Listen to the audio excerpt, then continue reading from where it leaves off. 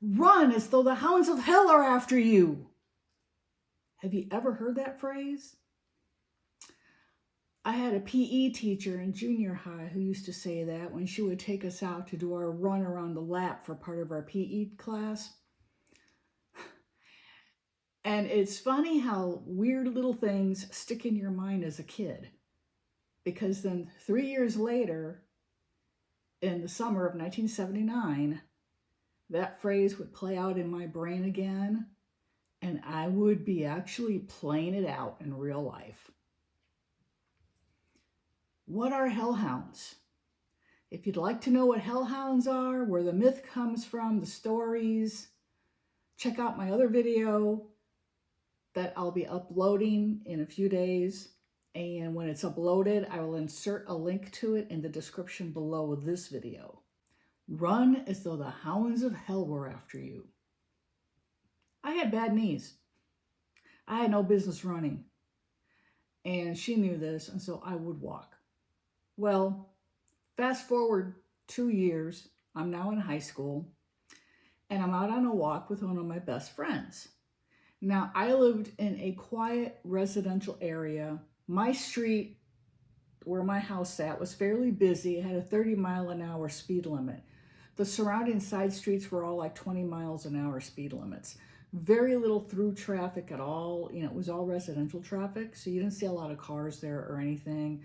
And we only had 4-way or 2-way stops. We didn't have any street lights.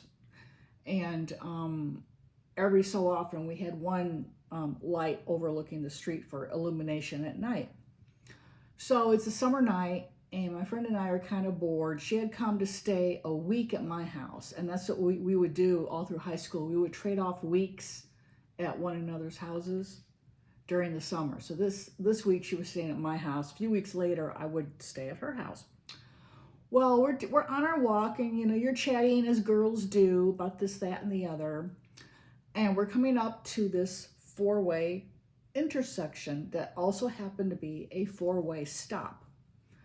Now, I grew up in my house. I lived there my entire life. So all my bike riding I ever did, all of my walks, all of my going to friends' houses, often involved this particular intersection. So I'd been through here a ton of times. And I knew this intersection like the back of my hand. So we're coming up to it, and it's just getting to be dusk. The sun was in the process of going down, and so the overhead street lights had just turned on. And my parents, the rule back then when I was growing up was be home when the lights come on. And so I said to my friend, I said, we need to head on back to my house. Now, we were about 3 blocks away. We weren't that far from my house. And all we had to do was get to the 4-way intersection and turn right and head down 2 blocks to my street, make another right, and go down the block to my house. We were that close. So probably about, a 7-minute, 8-minute walk. And so as we come up to the intersection, all of a sudden, it just seemed to get really dark. You know how during the day, if clouds roll in front of the sun and it gets significantly darker, but not dark, dark? It was like that, except it got dark, dark. And we kind of looked at each other. And she asked me, was it supposed to rain tonight? Are we going to get caught in the rain? I said, well, I hope not, but we're not that far from my house. Shouldn't be that bad. She's like, yeah, okay. And we keep walking toward the intersection because we need to go to this intersection to make the right-hand turn to head on back down to my street. Well, as we get to the intersection, I noticed something weird about the lighting around it. It just seemed to be really dark in this one area where the intersection is, right? And dark around each of the 4 houses that sat nearest the intersection. And then further out, it looked pretty much normal dusk, And I looked up in the sky, and it was still light enough to where you could see if there were clouds overhead. There weren't any clouds. So there was nothing to account for this additional darkness at this intersection, okay? And I turn and I look at my friend and I say, look at the sky. Isn't this weird? It's dark right here. Do you see any clouds? She looks up and she's like, no. And we kind of look at each other and we look back over at the intersection. And by this time, we're really close. We're about 2 houses away from the intersection. And all of a sudden, I see a little red light come on at the intersection kitty corner, diagonal from the side street we were walking on. And you know how some four-way stops will tend to have those little reflector lights that they set in the ground near the stop sign, and they're about, maybe 3 feet high. And then at night, as your headlights hit those, they reflect. So they're telling you there's a stop sign here, you need to stop. Well, that's what I thought it was. And I thought, oh, they've installed reflector lights here. That's kind of smart, And I didn't say anything. I just thought it was completely normal. We take a couple more stops, and then there's the one red light, and all of a sudden, boom, another one comes on, like this, like a pair of eyeballs. Now it has my attention, because I'm thinking, 2 reflector lights? They wouldn't put in 2. What? Unless they're facing different directions. But if they were facing different directions, I wouldn't be able to see both reflector lights head on like this. And plus, I don't think they'd be oriented to where they were looking into the intersection at a diagonal. Because remember, we were kitty corner from these lights. We were at a diagonal, and I could see both of them. And I touched my friend's arm, and I said, look. And she looked, she goes, and her first reaction was, is that a dog?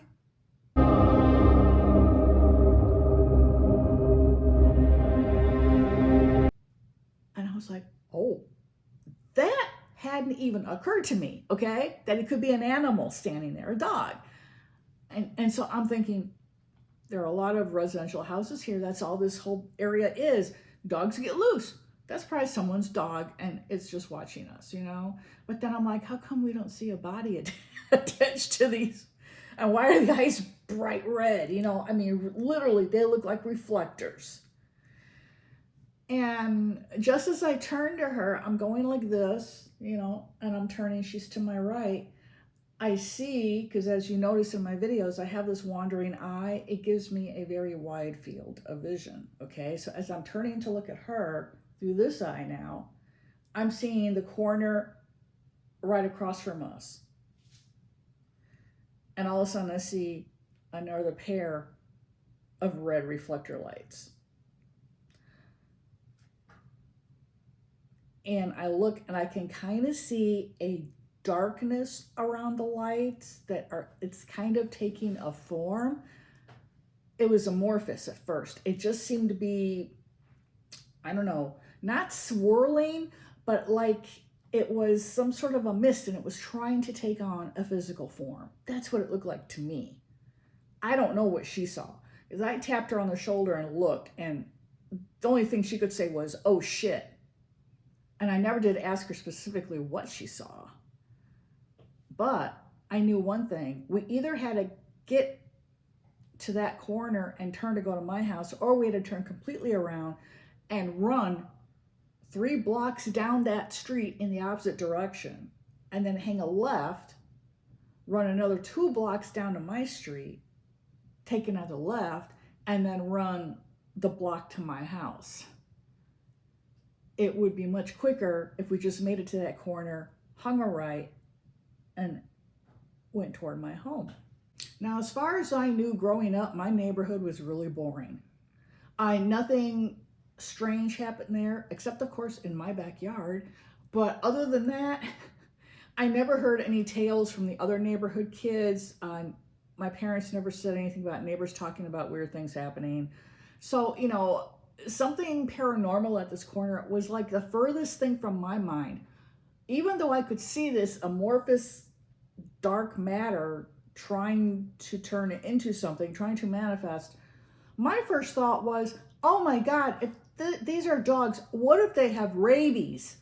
What if they attack us? Because I could tell they were big dogs, because the eyes, they were like a good 3 feet above the ground.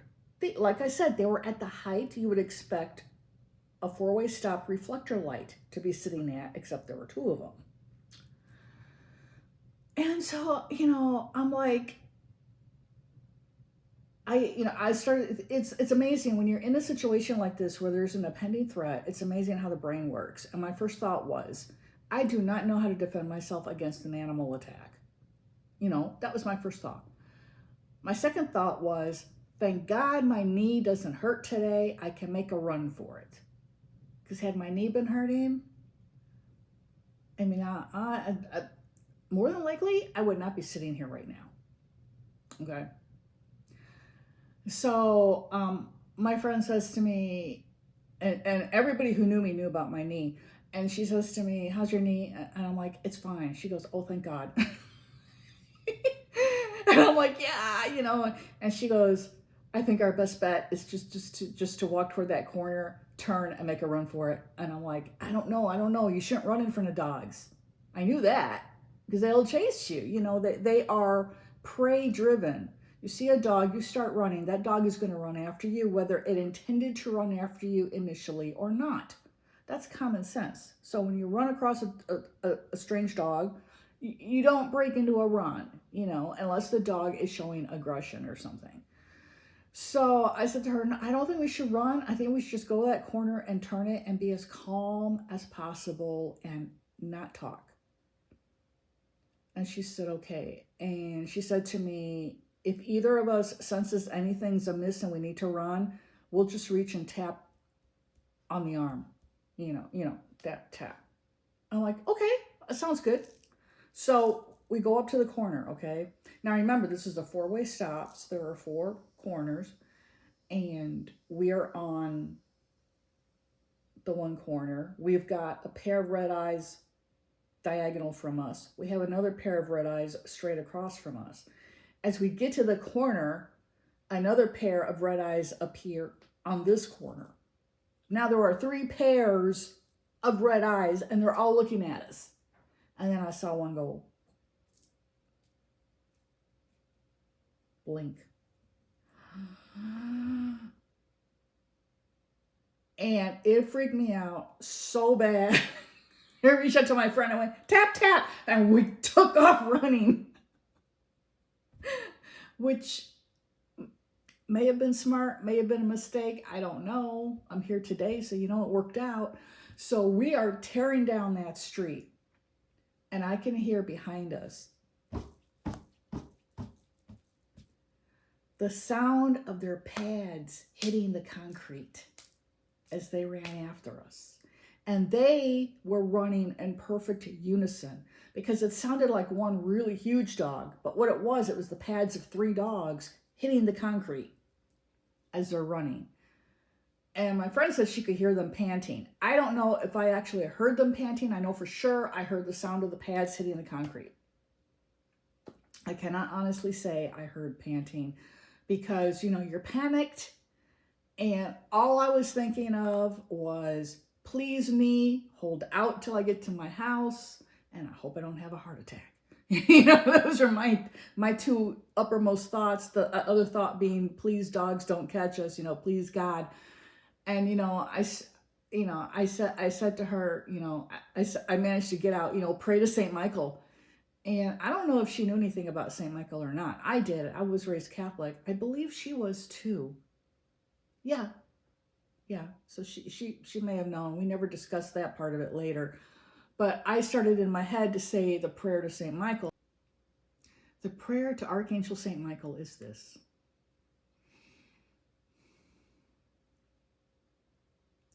Archangel St. Michael, defend us in our battles. Be our protection against the wickedness and snares of the devil. May God rebuke him, we humbly pray. And do thou, O Prince of the heavenly hosts, by the power of God, thrust into hell Satan and all evil forces who wander the world for the ruin of souls. Amen. That's the prayer my Catholic church said at the start of every Mass. So I was saying that in my head over and over and over again as we're running, and they say, run like hell's after you. Well, yeah, we were running like hell was after us because as far as we were concerned, if it wasn't rabid dogs, it was something really evil. You just subconsciously know this is not a normal situation. This is not something that would just evolve one day as you're walking around your neighborhood with your friend. Just out of natural occurrences. There was nothing natural about this. Well, I felt a little bit of relief as we rounded the corner onto my street, because by then I know it's a block and a half to my house. I also knew a couple of the neighbors along the street here. So I thought, if I thought they were that close to us, I was thinking I could go bang on their door, but then it would take them, a minute or two to get to the door. So I thought, no, it's best to keep running. Because in that minute or two, that could be it for us, with those dogs literally right on our heels. And again, you could hear the paw pads hitting the concrete right on our heels. And we ran and we tore it. We ran down my driveway to the side door, flung it open, flew in the house. I slammed the door behind us, and we're panting so hard. And I'm like clutching my chest, and my heart's just, beating out of my chest. And we just stand there on the landing for I don't know how long. It could have been as long as 2 minutes. When you're that worked up about something, it takes at least a minute for your brain to register that the danger is now gone, or that you're at least out of danger, So you've still got that fear, you still got that panic going. So your concept of time is like totally out the window. So we stood there looking at each other, and then I think I asked, or maybe she did, what the hell was that? And I remember one of us saying, devil dogs. And I remembered the movie The Omen. And remember in The Omen, Damon had his guardians, and there were those black, what were they? Were they Rottweilers that they used for the movie? Anyway, big, husky black dogs, right? Scary looking black dogs. And at the time, I didn't know anything about hellhounds. I'd never heard of hellhounds. I just knew about the devil dogs from the Omen movie. And so I said, it's devil dogs. And she was like, yeah, and we're there. And she was visibly shaking, and I'm positive I was also shaking. And so we were standing there just trying to wind down before we took the 5 steps up into my kitchen. Do you think the story's over? It's about to get even stranger, if you can believe that. How is having 2 paranormal experiences for the price of 1? Bargain day today at True Tales of the Paranormal, a bargain. So we're standing there, and I noticed, well, to explain first, the setting, our side door, it opened up onto a landing, and to your right were the stairs that led down into our full-size basement. Directly in front of you were 5 steps that led up into the kitchen. And my friend and I were going to take these 5 steps and go into my house proper, So as I'm going to start to go up the stairs, I notice there's a vase, an ornate vase, sitting on the left-hand side of the 3rd stair out of the 5. Now, my father at the time, he was always, for his jobs, was a laborer because he was uneducated. He came up from Mexico. He never had education beyond the 6th grade. And so he worked at Abbott's Labs, his main job, and part-time on the weekends, he would be a gardener.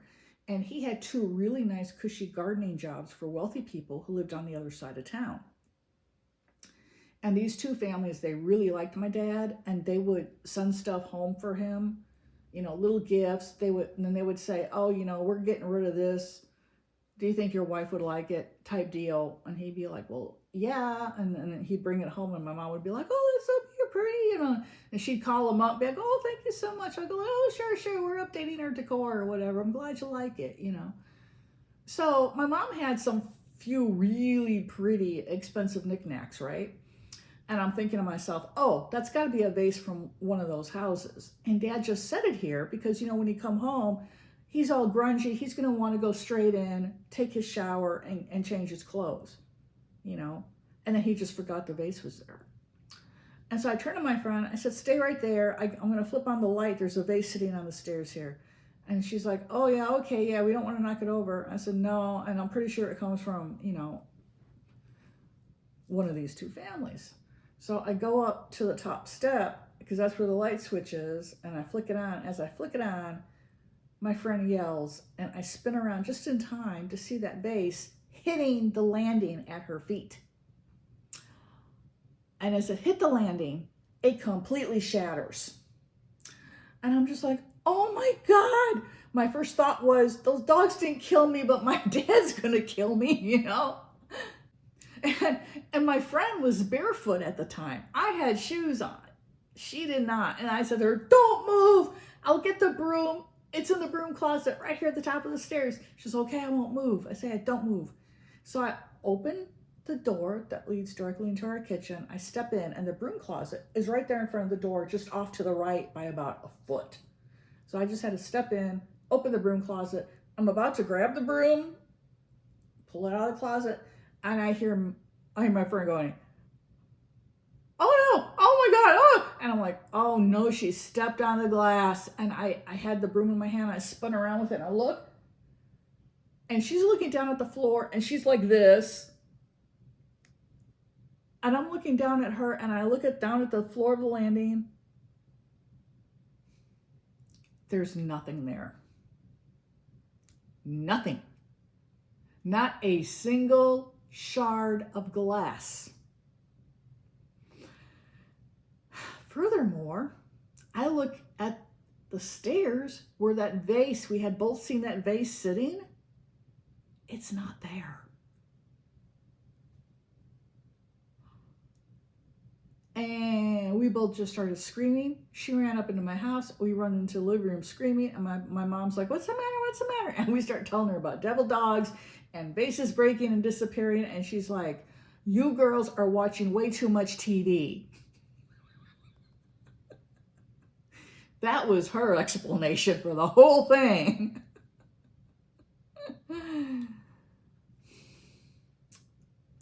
So that's what happened on the night one of my best friends and I were chased by hellhounds. And a mysterious vase appeared, broke and shattered, and then disappeared. I don't know. You tell me. What do you think happened? And is there a connection between the two events? That's another thing, because this is the only instance in my entire life where I've had two paranormal events occur back to back like that. I mean, these two events were separated by maybe 5 minutes. Maybe. Like I said, we were in a panic when we entered my house. So, you don't have a concept of the passing of time. But I'm going to assume here these two events were separated by less than 5 minutes. I don't know. I've never had a similar experience with hellhounds again. And I didn't start hearing stories about hellhounds until I was in college. And I met this kid who lived on a farm up in Wisconsin. And he told me his story of hellhounds. And evidently there's a hellhound that haunts this field near his house where this house once stood, and the house burnt down. And so as he would ride his bike, he'd look behind me, and he would look behind him, and this dog would be chasing him. And then the dog would just disappear as it was chasing him. That's the only other thing I heard about hellhounds until I started to research them for this video. So what I want to do now at my channel is I want to start in addition to my stories, I want to start a category of videos at my channel about the when, what, how, why behind the paranormal things that I talk about.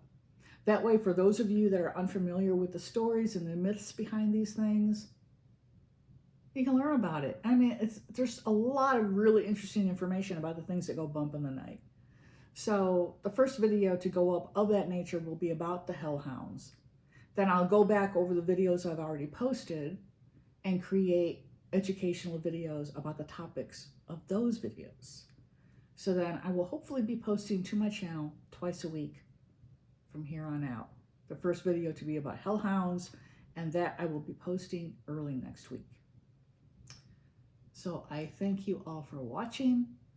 This has been Nefer Kefri, and you've been watching True Tales of the Paranormal. I'm very happy to be your hostess with the ghostess. Thanks for watching. Remember to like, subscribe, comment, and if you see a hype button down there, click on that. You get 3 hypes. I think maybe it's a day or maybe it's a week, I forget. And that would help get my video in front of new eyeballs. Thank you so much. Wishing you all a wonderful week ahead.